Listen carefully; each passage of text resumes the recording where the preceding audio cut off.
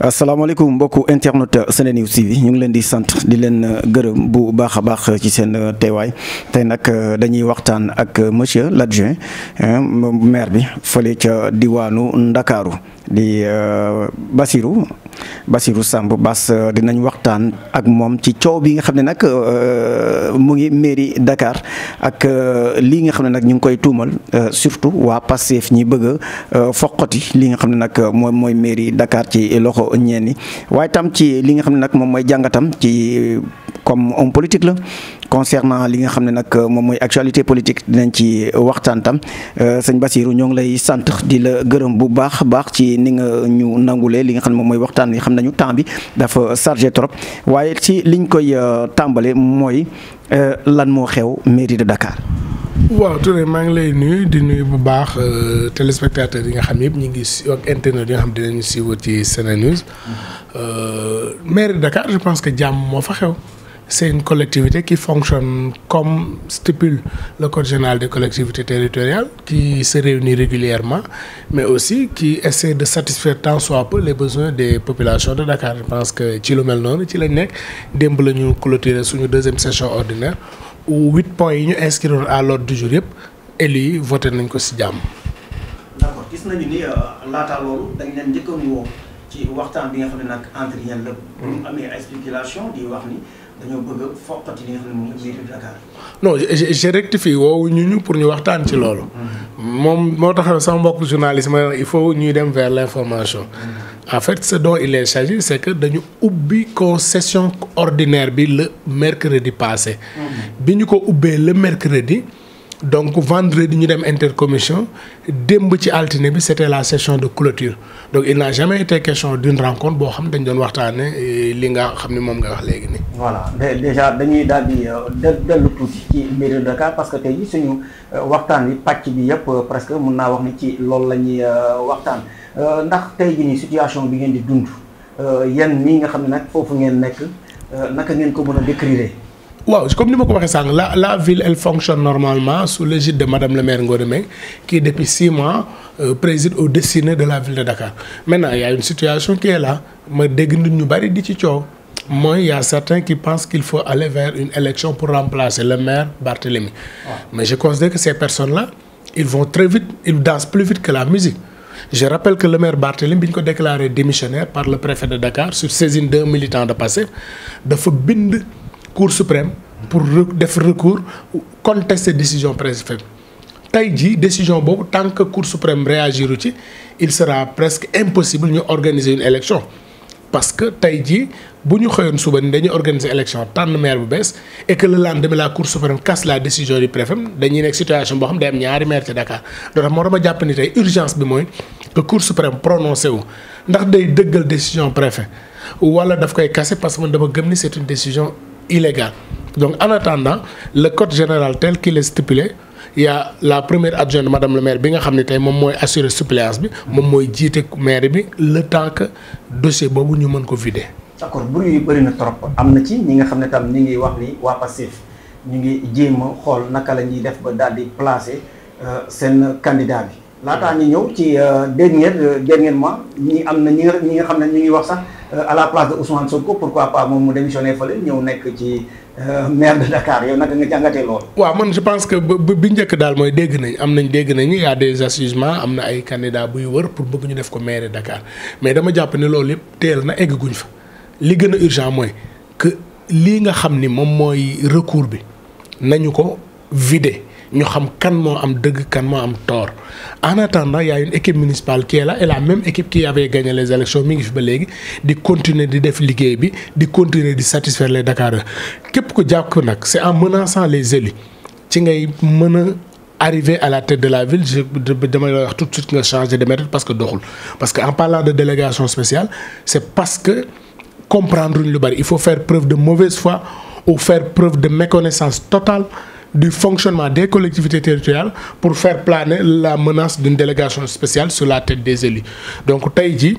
loolu ñu ngi koy dégg waaye bis buñ ci tolloo ba ñu war a jël suñu responsabilité ku ne xam ne ñun daan jël suñu ay responsabilités. alors dundoon ngeen ko ci jamono seen mentor bi Khalifa Babacar Sall ci délégation spéciale boobu noonu. naka ngeen ko jàppee jamono boobu est-ce que jàpp ngeen ni ñi nga xam ne nag ñoom ñooy waa Macky Sall. buntu bu ñu jaaroon ba daal di ko jëlaat est-ce que waa Pastef tam amuñu sañ-sañ boobu. waaw peut-être jëluñu ko woon. Je rappelle que Khalifa Sall dañ ko révoqué woon par un décret présidentiel ñu teg madame le maire soit mu assurer intérim un mois ou plus après ñu dem vers une élection te bañ demee élection malgré que le pouvoir de l'époque avait un candidat mais ñun ñoo gagné woon le camp de Khalifa Sall en confirmant son Wardini comme maire de Dakar tey les situations semblent être similaires. tey monsieur le maire Barthélémy lañ dindi madame le maire Ngoné mooy assurer intérim bi donc ëllëg tey su fekkee dañu toll situation boo xam ne dañu war a tànn maire ñun taxawu Sénégal daañu toog waxtaan suñu biir ba pare waxtaan suñu ay alliés jël suñu candidat teg ko jiital ko et ñaan yàlla mu may ko ndam. d'accord taxawu Sénégal naka la mel tey jii nii ci biir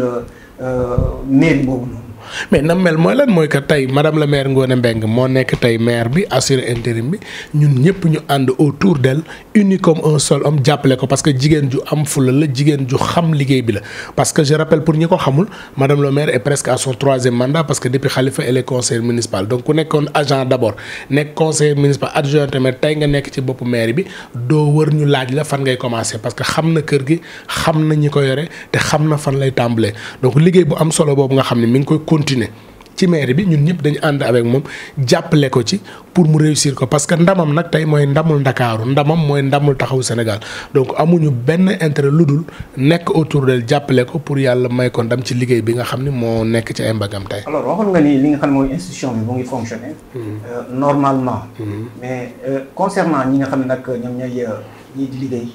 ñi tax ba ñu wax institution parce que gis nañu ni parti yu bëri ñoom ñoo composé loolu.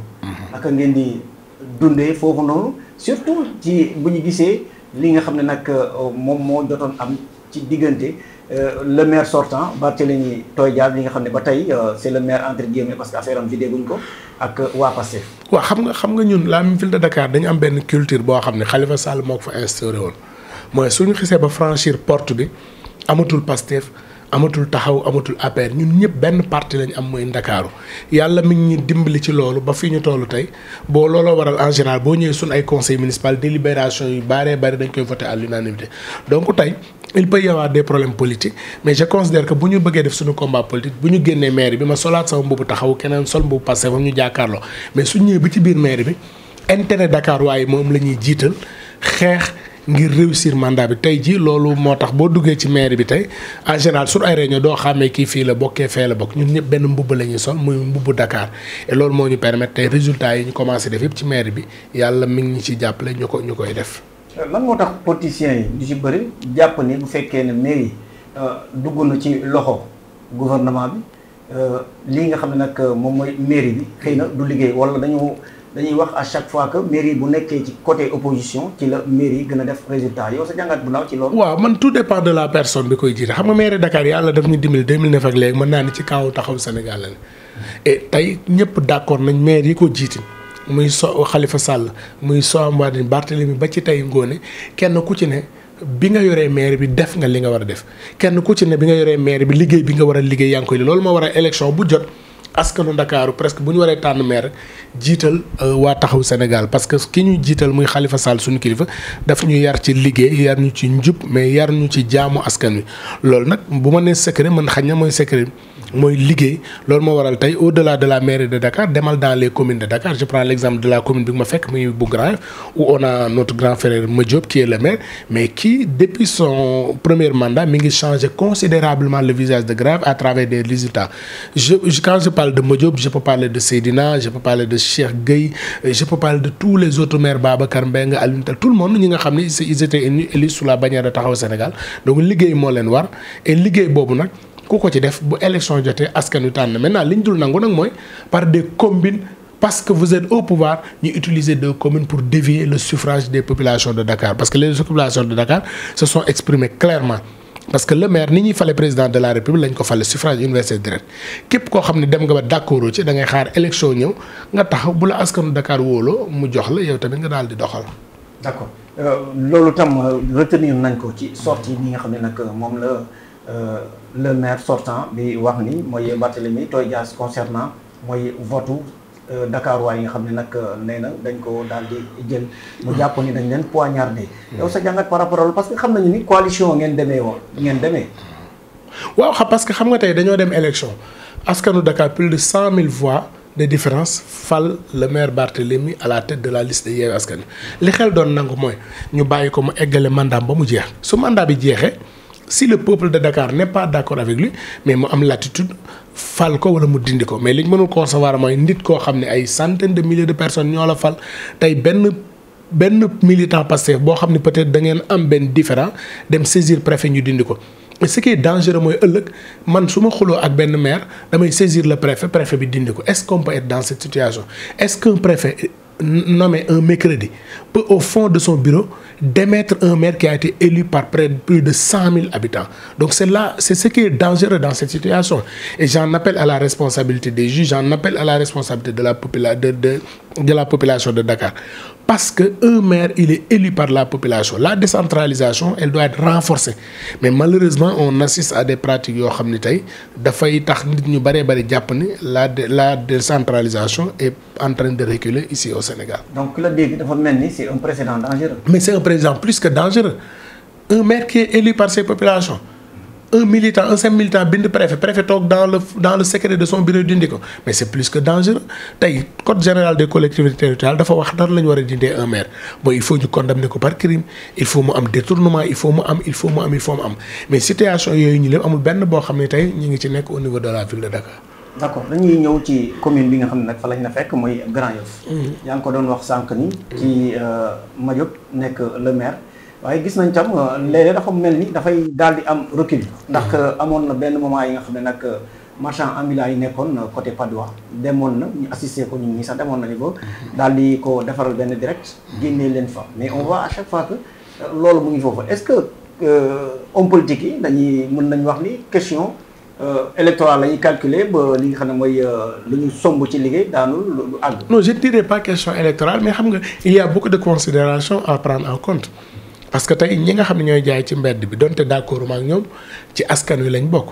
donc parfois il est arrivé où des moments où le maire jël décision ñu ñaan ko mu dellu ci ginnaaw mais le problème fondamental c'est pas à ce niveau c'est l'absence de moyens parce que tey une mairie comme Grand Yoff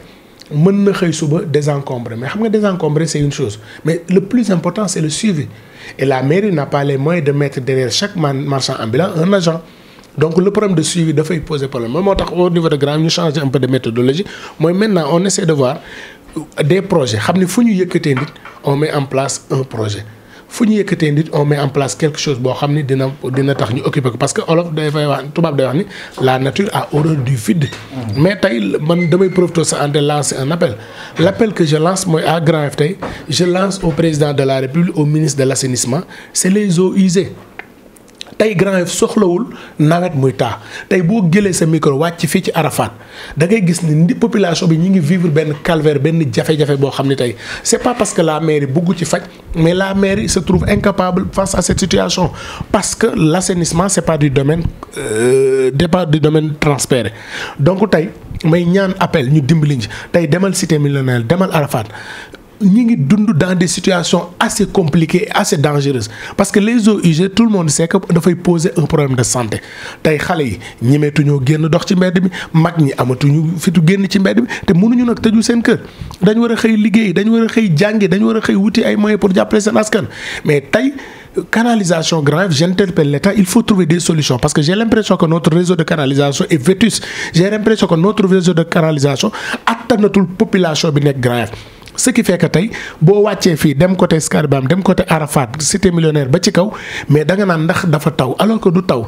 ndox mi ma nga fa fees dell askan bi sonn nañ askan wi sonn nañ ñuy lancer appel au ministre de l'assainissement le docteur Cheikh Tidiane Dièye au directeur général de la LONASE en rapport avec la collectivité locale de Grand Yoff ñuy xool comment trouver des voies et moyens pour satisfaire les populations mais en attendant l'urgence c'est d'évacuer ndox yi mais suñu ko dindee qu'on puisse penser à des solutions pérennes yoo xam ni situation bu mel noonu askanu Grand Yoff duñ ko dundati parce que ñu wax ko ak ñu ñàkk ko wax sonn nañ et c'est un problème même de santé publique. waaw gis nañ tam li nga xam ne moom mooy zone de captage tam ndox mi bassin bi. tey jii nii est-ce que mën nañu jàpp ni am na différence par rapport ak ñi fi nekkoon. waaw non xam nga bassin de zone de captage ça c'est un autre problème je rappelle que la ville de Dakar avait un projet de 7 milliards pour reprendre entièrement bassin bi parce que tey ñu bari dañuy wax ni tubaab bu ñëwee dañu naan yéen li yàq la regardez espace bi ngeen am yëpp c'est inexploité donc la ville de Dakar amoon na ci un projet en rapport avec la commune de Dakar malheureusement pour des considérations politiques à l'époque le ministère de l'environnement avait récupéré ce projet mais jàpp naa ni tey espace bu toll nii ci am nombre de mètres carrés hectares yu am foofu tey ci zone de captage mais war nañ ko mën a utilisation boo xam ne ndox bi dina jàll mais que la population puisse voir à hauteur comment l'utiliser donc loolu li muy relancer rek mooy il faut que nit ñi xam ni tey ki nekk état ak ki nekk opposition nekk ci collectivité yi ñëpp askan bi moo leen fal war nañu mën a fexe ba dans le cadre du travail du am politique kenn ku ne la war nga def ko ëllëg nag kii fal askan wi mooy fal mais très souvent on rencontre c'est de petites difficultés yoo xam ni dafay empêcher yenn réalisation projet et kan moo ciy pâtir c'est la population donc j'en appelle encore à la responsabilité des acteurs tenants du pouvoir pour que ñu trouver des solutions rapidement pour soulager les populations de Grand Yoff. alors am na ñi di waxtam li nga xam ne moom mooy seen mentor bi Khalifa Babacar Sall. léegi nañ ko gis léegi nañ ko dégg. donte sax xam nañu ni Khalifa loolu du li nga xam ne nag lu bees la ci moom. Khalifa nag mooy Birima ba ca benn baat ba xam nga wax dafa jooy ñu ne ko looy jooy mu ne dañ ma wax te jotul mu dellu jooyaat ñu ne ko looy jooy mu ne dañ ma wax fañ ma war a waxee Khalifa c'est pas un homme politique boo xam ne c'est un commentateur de l'actualité il ne subit pas l'actualité il l'a créé donc bu waree wax rek daana yëkkati kàddoom te saa bu waxee rek askan wi xam ne kilifa moo wax parce que nag ku yeb sa kàddu miin la ku miin sa kàddu yab la mais li ma lay rassurer rek mooy incha allah dans les jours à venir dinañ ko dégg dina waxtaan ak askan wi te bu waxee rek ñu xam ni réew mi rek moo ko ñor. d'accord nañuy daal di ñëwaat tuuti ci li nga xam ne nag moom mooy mairie de Dakar surtout ak infrastructure yi ak koppoor bi nga xam ne nag moom moo fa nekk est-ce que jàpp nga ni loolu moo waral coow yëpp wala tur bi rek. am kuy gérer foofu rek. mais xam nga mairie de Dakar les gens parlent de kopparu Dakar xam nga Dakar quand on parle d'un budget de 60 milliards mais en réalité le budget réel de la commune de la ville de Dakar c'est presque moins de 40 milliards. parce que tey bu ñu waxee budget réel mooy li nga xam ne dinañ ko recouvrer par année donc budget nag c'est des prévisions et aujourd'hui boo jëlee sa budget là nga xool askanu Dakar da ngay xam ni besoins yi romb na budget bi tey c'est le lieu de lancer un appel aussi à l'État parce que les fonds yi muy déjee communes yi gëj nañ ko jot on voit des arrêtés fonds de dotation fonds de concours PACASEN bi nga xam ne ville de Dakar war na ci am 1 milliard et quelque mais ba fi ñu toll c'est des fonds yoo xam ni communes yi jotaguñu ko donc dama lay xam ne les collectivités là ko rencontrent énormément de difficultés tey on vient de satisfaire une doléance boo xam ne ñun ñëpp applaudir concernant la revalorisation des salaires c'est une bonne chose les salariés les agents mérité nañ ko parce que liggéeykat moom lépp loo ko defal rek daf ko mérite mais il faudrait que l'État puisse avoir des mesures d'accompagnement pour qu'il n'y ait pas deux types d'agents ñi nga xam ne ñii communes yi attan nañ ñoo fay nañ leen communes yi ci des fayuñu leen donc il faut pas créer une injustice en voulant réparer une injustice donc il faudrait que ñu continuer waxtaan ni communes yi nga xam ne amuñu moyens j'ai entendu l'État dire qu'il va dégager un fonds de 1,5 milliard pour ça mais man j'aimerais avoir plus de lisibilité quelles sont ces communes et yan critères la ñuy teg wan ni commune bi attanu ko donc loolu lépp dafa mériter tey de larges concertations sur la question de la revalorisation des salaires mais aussi sur la question du devenir des collectivités territoriales. seen liggéeykat yi nag gis nañu ni jamono bi nga xam ne nag Barthélémy amoon na jafe-jafe ndax loolu répercuté wul ci ñu bëri. waaw mais tu sais xam nga mairie moom boo tëbee tëb laal ka ca bopp ba mën na indi jafe-jafe mais la chance que nous avons à la ville c'est que c'est la même équipe qui est toujours là c'est la même administration qui est là quelles que soient les difficultés moom bu dee objectif yi ñi def loolu moo doon bloquer la ville mais tey la ville gën a taxaw tey la ville gën a dëgër et puis tey la ville gën a nekk ci wetu askan wi. agent de terrain ñii di balayer kii nii amuñu. non mais xam nga la ville c'est une administration. et cette administration ñun fa lañ ko fekk su ñuy dem fa lañ koy bàyyi donc ku mën a ñëw da ngay liggéey avec cette administration maintenant yenn saa gars yi dugal ay galgal pour bloquer mais dañu fàtte ni c'est des hommes d'expérience qui sont dans le conseil municipal qui sont au niveau de l'administration. alors est-ce que tey jii nii mënuñu jàpp ni li nga xam ne moom mooy taxaw fragiliser nañ leen tuuti ak le départ de certains même bu ñuy xamee ni ki nga xam ne moom mooy Barthélémy kii di Khalifa Babacar Sall c'est le mentor moom. ak yéen a nekkoon PS xam naa ci PS la ñuy mujjee parce que déjà dafa mel ni ñoom tam ils ont un problème ci li nga xam ne moom mooy leadership. naka donc pour le PS moom j'attends de voir un militant du PS moom mu mën la tontu ci loolu mais li ma xam daal mooy taxaw Sénégal moom. tey la gën a taxaw tey la gën a dëgg maintenant en politique nag militant bi gën a ndaw bu la quitté dina la wàññi dara mais damay considérer en général ni comme train la train bu demee ci gare day am ñu wàcc am ñu yéeg donc taxaw est plus que jamais mobilisé fii may waxee yow ñi ngi entamé le processus de réorganisation première étape bi jàll na ñi ngi ci deuxième étape qui consiste au recensement des militants donc ñi ngi recenser suñu ay militants et on tend vers une conférence nationale pour voir est-ce que taxaw dafay des plateforme politique wala dañ koy transformer en un parti politique donc tey ci liggéey boobu lañ ne moo tax débat yu bari dégguñu parce que on préfère au sortir des 2 élections revenir sur nous-mêmes diagnostiquer le pourquoi de nos défaites mais xool comment revenir et tout ça organisation boobu ñu ngi ci et bis buñ ci paree daañu leen woo waxtaan ak yéen wax leen ci fi ñu toll. est-ce que tey jii nii espérer ngeen retrouver li nga xam ne moom mooy seen famille d'antan parce que bëri ngeen ñi nga xam ne ñoom ñooy ay sénateur wala ñi nga xam ne ñoom ñooy ay député yi kenn xamul taxaw Sénégal tax ba ñu nekk des députés bu Sénégal tey jii nii nag ak li nga xam ne nag moom mooy ñàkk bokk ci li nga xam ne moom mooy élection bi surtout je veux dire alliance bi nekkoon foofu na ñu bëri. waaw xam nga politique moom noonu la politique dafa am ay haut am ay bas am ay ànd am ay tàqalikoo mais ni tàqalikoo amee noonu la retrouvailles amee donc ñun nee naa la bi ñu jógee ci élection yi. ñu ngi waxtaan suñu biir xool parce que ñaari résultats yi am législative ak présidentielle c'était pas ce qu'on espérait mais dañu ci dellu si waat suñu biir waxtaanaat xool fan lan mooy manquement yi qu'est-ce qu'il faut corriger pour gën a defaraat taxawaay bi mais daal ma lay xam ne tey la taxaw gën a taxaw tey la gën a dëgër autour de son leader Khalifa Ababacar Sall et taxaw s'organise pour mieux rebondir à l'occasion des échéances futures. àggali waxtaan bi tant que jaaruñu ci sa sortie xarit bi sa doomu ndey Barthélémy Toye Dias ndax génne na mouvement boppam. démb sax def na li nga xam ne moom mooy déclaration de presse lan nga retenir ci déclaration bi. waaw moi je pense que c'est toujours Barthélémy il est égal à lui-même ku xam Barthélémy moom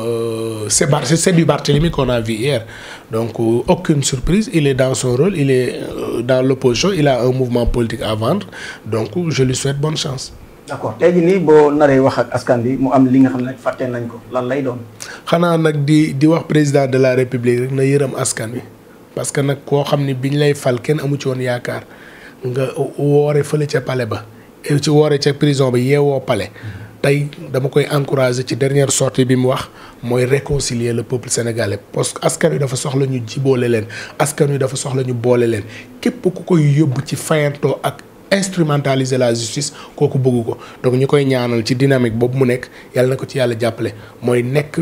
le père de la nation xam ni moo yilif ñëpp bàyyi justice mu def très liggéeyam parce que nag bokk na ci li ñu xeexoon contre Macky Sall mooy jaay doole mooy instrumentalisation de la justice tey na assemblée législative def liggéeyam le pouvoir exécutif def liggéeyam judiciaire def liggéeyam di ko ñaan ñi ñu jàpp tëj leen ci kaso bi ngir seen kàddu lépp luñ ci mën nañ ko def pour ñu libérer leen parce que nag Sénégal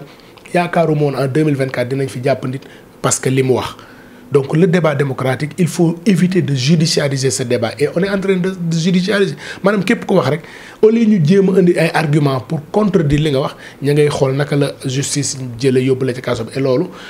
président Diomaye yéenewuma ko nguuram tâche bu mel noonu di ci continuer. donc jàpp nga ni séparation de pouvoir bi ñuy wax ni tamit. des na gis nañ assemblée nationale tam am na benn moment nekkoon nañ ci actualité ak seen. en tout cas je considère que il y a encore des efforts à faire et le président mérite mieux et lii may gis muy raam bu eggee ci ñàkk ba defe naa ni kenn yéenewu ko. d'accord rassemblement doomi Khalifa mun nañ jàpp ni ak sortie bi yàggatul. Inch'Allah, je vous donne rendez-vous très bientôt. Le président Khalifa s'adressera à la nation, Inch'Allah, dans un important message.